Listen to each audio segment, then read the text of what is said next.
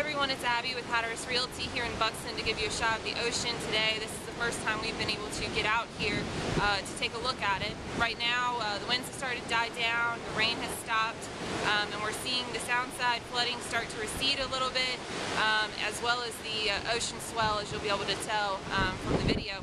Right now Highway 12 is still closed.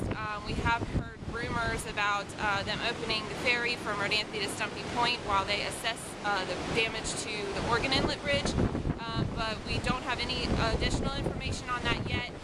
Again, we'll continue to keep you posted with updates on our blog, blog.hatterasrealty.com, and Facebook.